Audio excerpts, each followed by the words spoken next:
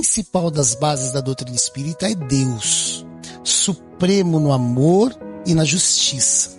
Ou seja, é aquele que ama incondicionalmente na plenitude e é absolutamente, soberanamente justo. Ou seja, nós, na doutrina espírita, por termos esse Deus nessas condições, temos que admitir que no mundo, por mais incrível que pareça, não existe ninguém injustiçado. Aos nossos olhos da carne, a gente enxerga injustiça para onde a gente quiser olhar. Porém, com os olhos do Espírito, à luz da doutrina espírita, nós somos convidados a entender que não existe ninguém injustiçado. Injustiça existe, injustiçado não. Injustiçado isso é muito não. interessante. E traz a todos nós agora a condição de não mais nos acharmos no direito de se lamentar, de se ver revoltado, de se ver indignado com a realidade vivida, com a realidade proposta para todos nós nessa bendita reencarnação. Entender que por justiça hoje nós vivemos tais realidades, por justiça hoje nós vivemos a oportunidade de reparar. Quer misericórdia maior para alguém que errou ter a oportunidade de reparar?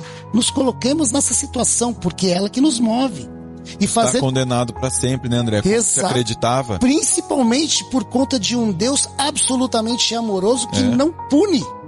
E faz com que a gente tenha, por conta dessa misericórdia, a constante oportunidade de crescer. A constante oportunidade de evoluir. E por conta disso, nos colocar num jogo completamente de forma segura. Entendendo, percebendo as dificuldades, aprendendo com elas, mas principalmente, se fortalecendo na ideia da realidade em que a gente está se vendo. Faz diferença. Todos nós, espíritos aqui, temos deveres dentro de um processo de construção do entendimento da lei divina, por exemplo. A gente busca o tempo inteiro se ver voltado a essa harmonia que essa bendita lei nos proporciona viver. Um dia a gente vai alcançar. Porém, nas nossas lutas, todas as vezes que a gente se afasta do dever, se afasta dessa busca, a gente se vê em culpa. Culpa nada mais é do que o não cumprimento do dever. Dentro da nossa esfera material, a gente sabe enxergar isso facilmente. Agora, dentro da nossa construção íntima de espírito, olha o quanto a gente vem se afastando do dever construtivo. Por conta disso, as benditas culpas estão aqui a preencher esse espaço que muitas vezes a gente não consegue perceber. Então a Joana de Anjos vai dar toda a linha de entendimento que vai nos tornar capazes de reconhecer isso em nós, que já é um avanço, porque a gente tem que dar o braço a torcer e entender que a gente vem sofrendo por essas benditas culpas há milênios, e a gente sofre verdadeiramente. O corpo físico padece. Agora, é justo não entender esse processo? A doutrina espírita vem então trazer essa condição de trazer luz para esse entendimento natural, entender que a culpa é pedagógica. A gente vai entender isso. Ela nos alerta. O problema é quando a gente não está atento a isso. Nós somos espíritos milenares. E a nossa existência, acreditem, conquistamos muitas coisas boas, mas conquistamos também muitas coisas que nos propõem a sentir culpas, mesmo que inconscientemente. Então a proposta, inclusive das reencarnações, da possibilidade de reencarnar, não é para vir aqui e simplesmente correr atrás daqueles prejuízos alcançados. Não, o processo é evolutivo. Porém, com a possibilidade de aproveitar e resolver, então, culpas que a gente vem amealhando com o passar desse processo evolutivo. Então, muitas vezes, a gente tem, aparentemente, uma consciência tranquila em não enxergar culpas nos nossos comportamentos, porém vivemos angústias inexplicáveis, vivemos momentos de tormentas inexplicáveis, que o nosso espírito, no seu inconsciente, traz muito presentes, mas por conta da nossa desatenção, por conta da gente não focar essa problemática como uma realidade de todos nós espíritos, a gente passa desapercebido e dá vazão a sofrimentos sem entender a bendita causa, que é essa condição de termos esse sentimento de culpa pulsando no nosso interior, e por conta da nossa incapacidade de entender, a gente vive situações que a gente não consegue administrar e sequer diagnosticar. É bom a gente entender que nós somos espíritos que já passamos por inúmeros processos educativos, já vivemos muitas realidades que nos marcaram, onde naquele processo que nós com certeza vivemos, a gente tinha muito apreço ao sacrifício, ao flagelo, àquela condição de se penitenciar. Nós vivemos essa realidade e nós no nosso inconsciente trazemos isso.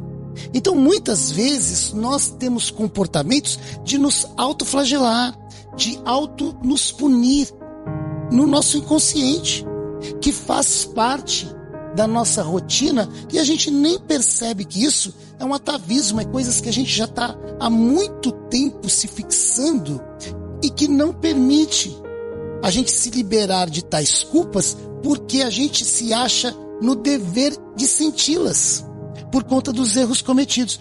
Olha que coisa tão complexa é isso. Então, na condição da gente se entender hoje, através da doutrina espírita, é perceber que a gente precisa trazer para a nossa realidade atual a condição de enxergar tal culpa que lá atrás a gente entendia ser necessária, como um flagelo, como uma punição, agora ser como um alerta, ser como algo que nos faz enxergar aquilo que acabamos de errar.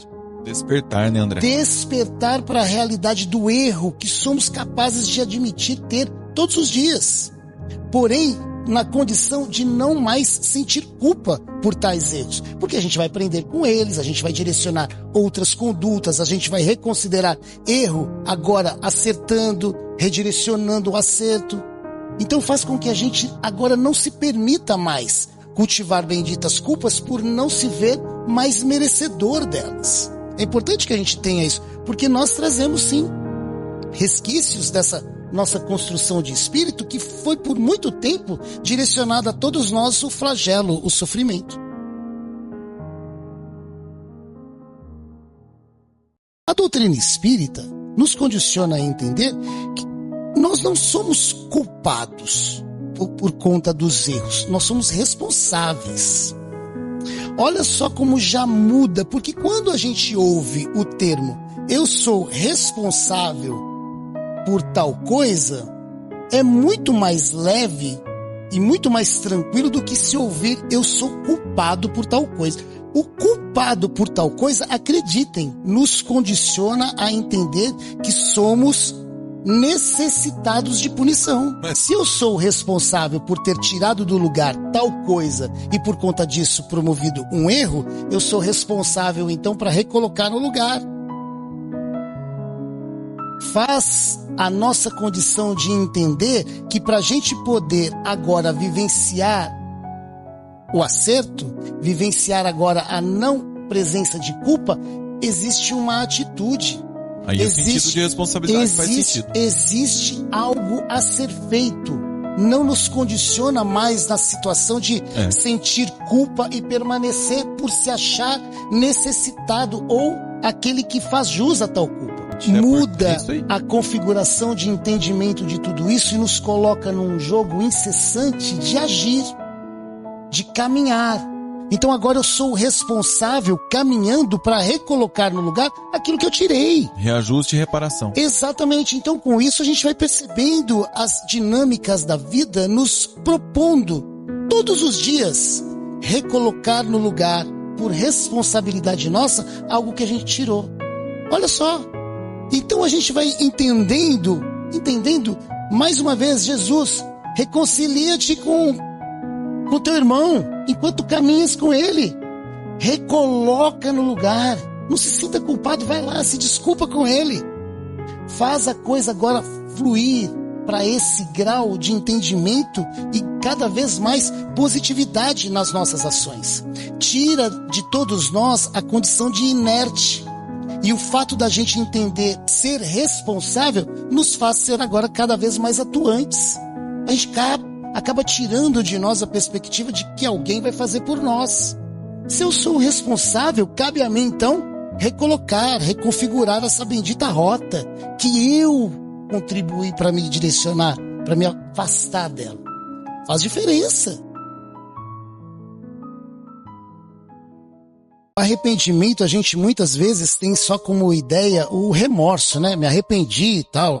Poxa vida, o que ela está chamando a atenção aqui é de que o arrependimento é esse processo que nos desperta. É um insight, né? Opa, fiz errado. A entender o processo, a entender o cenário, perceber então que errou, reconfigurar então a possibilidade de acertar e se programar para não mais errar. Arrepender não significa que a gente não vai errar, mas pelo menos nos coloca na situação de direcionar agora uma conduta a buscar não mais o erro.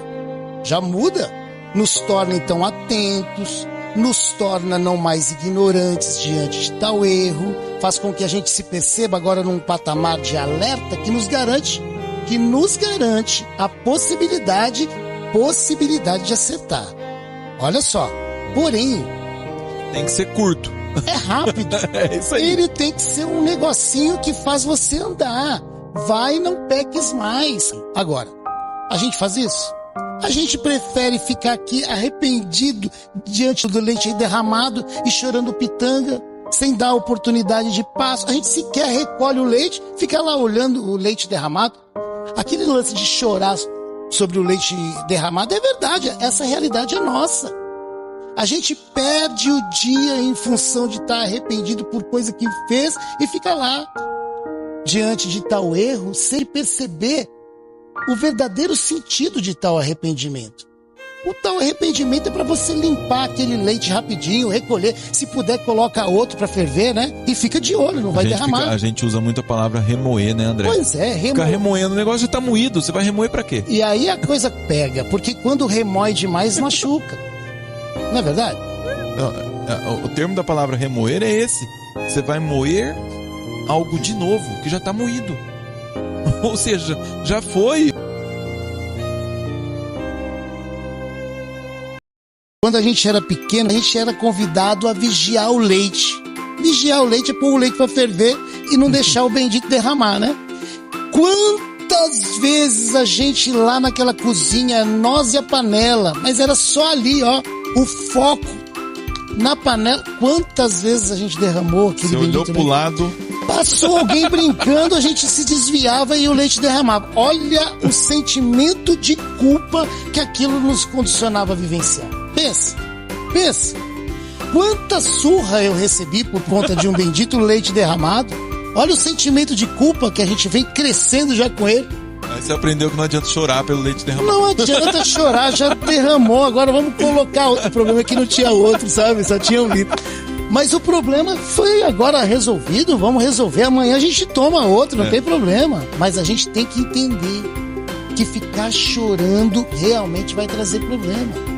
Na nossa agora forma de se entender a dinâmica da vida, o entendimento é o seguinte: seca o leite, lava a panela, enche de novo e ó, responsabilidade agora em vigiar de forma agora coerente a nossa deixar função. Acontecer de novo. Exatamente. Entender com o processo. O duro é que eu derramei leite e não aprendi.